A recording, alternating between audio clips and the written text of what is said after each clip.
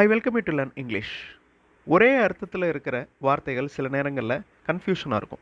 Perhaps, maybe, probably, அதே மாதிரி சே, del, இதை எப்படி யூஸ் பண்ணணும் அப்படிங்கிறத இந்த வீடியோவில் பார்க்க போகிறோம். சின்ன சின்ன டிஃப்ரென்சஸ் தான் இருக்கும், ரொம்ப ஈஸியாக ஞாபகத்தில் வச்சுக்கலாம். I welcome you to this channel சென்டாக்ஸ். உங்களுடைய ஸ்போக்கன் இங்கிலீஷ் ஸ்கில்லை டெவலப் பண்ணுறதுக்கு வீடியோஸ் அப்லோட் பண்ணிட்டு வரேன். ப்ராக்டிஸ் பண்ணிட்டே இருங்க, ஷியராக டெவலப்மெண்ட் இருக்கும். ஃபர்ஸ்ட், சே, டெல், இந்த ரெண்டு வார்த்தைகளை பற்றி பார்க்கலாம். சே அப்படின்னா பேசுறது, டெல் அப்படின்னா சொல்கிறது. Look at that sentences. He says that he likes coffee. He tells that he likes coffee. இந்த ரெண்டு வாக்கியங்களில் எந்த வாக்கியம் கரெக்ட்? ஒரே மாதிரி இருந்தாலும் எந்த வாக்கியம் கரெக்டாக இருக்குது? கெஸ் பண்ணி பாருங்கள். சே அப்படின்னா நம்மளே சொல்லிக்கிறது, இல்லைன்னா நாம் சொல்வது. டெல் அப்படின்னா அடுத்தவரிடம் சொல்வது. சின்ன டிஃப்ரென்ஸ் தான். He says that he likes coffee. He tells that he likes coffee. இப்போ இந்த ரெண்டு வாக்கியங்களில் எது கரெக்ட் அப்படிங்கிறத சொல்லுங்கள். He says that he likes coffee. அவர் சொல்கிறார் அவருக்கு காஃபி பிடிக்கும் என்று. ஸோ அந்த சென்டென்ஸ் தான் correct. He tells that he likes coffee. இந்த சென்டென்ஸில் மீனிங் இருந்தாலும் இதில் ஒரு சின்ன மிஸ்டேக் இருக்குது. அது என்ன மிஸ்டேக் அப்படிங்கிறத பார்க்கலாம்.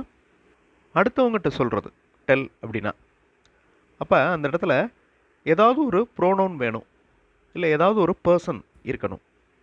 He tells me that he likes coffee. But say use பண்ணுறப்ப பாருங்களேன், அதில் எந்த ப்ரோனவுனும் இல்லை, அவராக சொல்லிக்கிறார். அப்படி கூட இருக்கலாம். He says that he likes coffee. He tells me that he likes coffee. இப்போ ரெண்டுக்கும் இருக்கிற டிஃப்ரென்ஸ் உங்களுக்கு புரியும். நான் வீடியோ பாஸ் பண்ணிவிட்டு கீழே 4 சென்டென்சஸ் கொடுத்துருக்கேன். He says me, he says to me, he tells me, he tells to me. எல்லா அர்த்தமே அவர் என்னிடம் சொல்கிறார் அப்படிங்கிற அர்த்தம் தான். ஸோ எந்த சென்டென்சஸ் கரெக்ட், எந்த சென்டென்சஸ் ராங்? வீடியோ பாஸ் பண்ணிவிட்டு யோசிங்க. ஆன்சர் ஃபியூ செகண்ட்ஸில் டிஸ்பிளே ஆகும். Now look at these sentences. Red கலரில் மார்க் பண்ணியிருக்கிறது ராங். He says me அப்படின்னு சொல்லக்கூடாது. அவர் என்னிடம் சொல்கிறார் அப்படிங்கிற அர்த்தத்தை கொடுத்தாலும் கிராமட்டிக்கலாக அதில் மிஸ்டேக் இருக்குது. ஏன்னா சே அப்படின்னா நம்ம சொல்கிறது, டெல் அப்படின்னா அடுத்தவங்ககிட்ட சொல்கிறது. So he says to me, that is the correct sentence. But meaning, Tamil meaning ஒரே மாதிரி இருக்கும். He tells me, அவர் என்னிடம் சொல்கிறார், இது correct. He tells to me, இது தேவையில்லை. அந்த டு அப்படிங்கிற ப்ரிப்போசிஷன் தேவையில்லை. அதே மாதிரி தான் பாஸ்ட் டென்ஸ்லையும். ஸோ சே அப்படிங்கிற வேர்டோட பாஸ்ட் டென்ஸ் செட், டெல் அப்படிங்கிற வேர்டோட past tense told. Past tense அப்படின்னா என்னது? கடந்த காலத்தில் சொல்கிறப்ப யூஸ் ஆகிற verb. So he says that he likes coffee அப்படிங்கிறத he said me, he said to me, he told me, he told to me. இதுலேயும் அதே மாதிரி தான். he said me, that is wrong. அதே மாதிரி he told to me, that is wrong. அப்படி சொல்லக்கூடாது. he said to me அப்படின்னு வரலாம், he told me அப்படின்னு வரலாம். கன்ஃபியூஷன்லாம் உங்களுக்கு வராது, கரெக்டாக ஞாபகம் வச்சுக்கிட்டா போதும். he says to me, he tells me. அதே மாதிரி he said to me, he told me. இப்போ perhaps, maybe, probably 3 வார்த்தைகளும் பாருங்கள். எல்லாத்துக்குமே சிமிலர் மீனிங் தான். ஒருவேளை, அநேகமாக, இருக்கலாம், இந்த மாதிரி மீனிங் தான் perhaps, maybe, probably. இதில் என்ன டிஃப்ரென்ஸ் இருக்குது? அதுக்கு முன்னாடி மேபி அப்படிங்கிற வார்த்தையை தனித்தனியாக எழுதணுமா இல்லை சேர்த்து எழுதணுமா? 2 டைப்லையும் எழுதலாம். ரெண்டுக்குமே ஒரே அர்த்தம் தான். இருந்தாலும் சேர்த்து எழுதுனா அது அட்வர்ப். மேபி இருக்கலாம் அப்படின்னு அர்த்தம். தனித்தனியாக எழுதுகிறோம் அப்படின்னா அது வேர்பை குறிக்குது. அந்த சென்டென்சஸ் பாருங்களேன். எக்ஸாம்பிள் சென்டென்சஸ் நான் கொடுத்துருக்கேன். There may be a flight at 10 AM. 10 மணிக்கு ஃப்ளைட் இருக்கலாம். He may be waiting for us.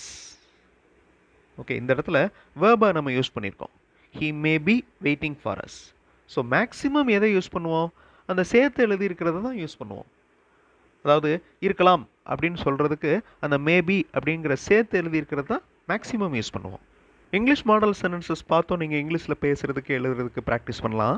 அந்த மாதிரி இங்கிலீஷ் மாடல் சென்டென்சஸ் மட்டுமே இருக்கிற வீடியோஸ் இன்னொரு சேனல் சென்டாக்ஸ் ப்ளஸில் அப்லோட் பண்ணியிருக்கேன். அந்த சேனல் வீடியோஸும் பாருங்கள், கண்டிப்பாக உங்களுக்கு யூஸ்ஃபுல்லாக இருக்கும். Perhaps, maybe, probably. இந்த பெராப்ஸ் அப்படிங்கிறதுல ஹெச் சவுண்டை சைலண்ட்டாக சொல்லணும். ஆல்மோஸ்ட் ப்ரொனவுன்ஸ் பண்ணக்கூடாது. பெராப்ஸ் எல்லாத்துக்குமே ஒரே மீனிங் தான் இருக்குது பாருங்களேன்.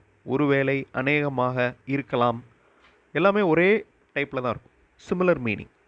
அப்போ எந்த வார்த்தையை எப்போ யூஸ் பண்ணணும்? இதில் நிறைய விஷயங்கள் இருக்குது.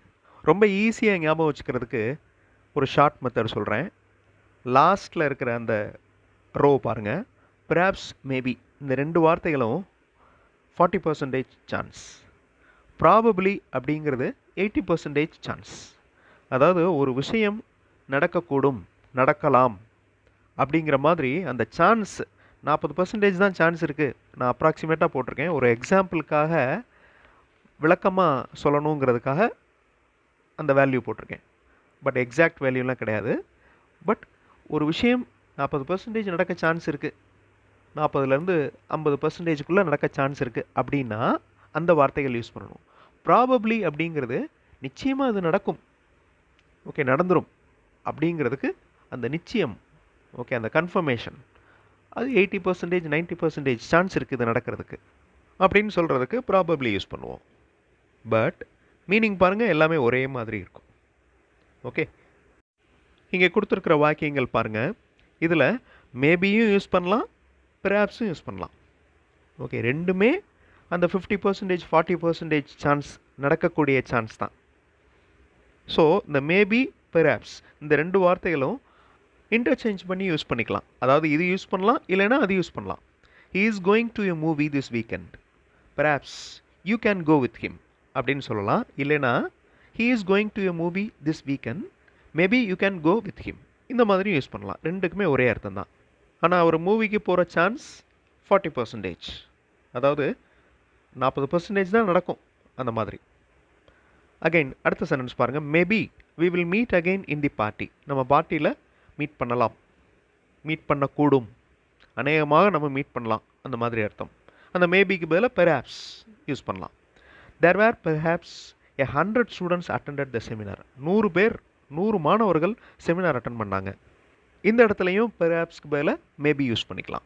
They really want a car, maybe will buy a car. So ஈஸியாக எக்ஸ்பிளைன் பண்ணணுங்கிறதுக்காக அந்த நம்பர்ஸ் கொடுத்துருக்கேன். 40%, 80%. அந்த 80% அப்படிங்கிறது எதை குறிக்குது?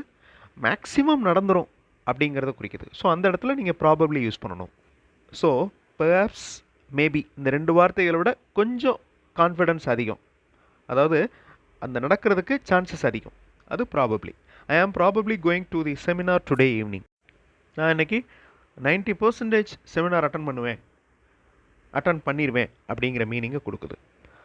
There are black colour cloud, it is probably going to rain today, இன்றைக்கி மழை வர சான்சஸ் இருக்குது. We probably have a trip to Kodaikanal in December, டிசம்பரில் கொடைக்கானல் போனாலும் போவோம், அந்த போகிற சான்ஸ் 90%. இந்த வீடியோவில் சே, டெல் இந்த ரெண்டு வார்த்தைகளுக்கும் இருக்கிற டிஃப்ரென்ஸ், அதே மாதிரி பெர்ஹாப்ஸ், மேபி, ப்ராபப்ளி இந்த 3 வார்த்தைகளை எப்படி யூஸ் பண்ணுறது அப்படின்னு பார்த்தோம். இன்னும் நிறைய இருக்குது இந்த மாதிரி கன்ஃபியூஸ் பண்ணுற வார்த்தைகள். ட்ரபிள்னா என்ன, ப்ராப்ளம்னா என்ன, பிக் அப்படின்னு சில இடங்களில் யூஸ் பண்ணுவோம், பிக்கப் அப்படிம்போம். அதே மாதிரி ஆஸ்க் அப்படின்னா கேட்குறது, லிசன் அப்படின்னாலும் கேட்குறது, லிசனிங் டு சாங்ஸ் பாட்டு கேட்குறது. அப்போ எதை யூஸ் பண்ணணும்? ரோடுனா என்ன, ஸ்ட்ரீட்னா என்ன, ரியலி, வெரி, சம், எனி, நிறைய வார்த்தைகள் இருக்குது. அடுத்தடுத்த வீடியோஸில் பார்க்கலாம். ரொம்ப இன்ட்ரெஸ்டிங்காக இருக்கும், ஈஸியாகவும் உங்களால் ஞாபகம் வச்சுக்கிற முடியும். Thanks for watching and thanks for your valuable comments.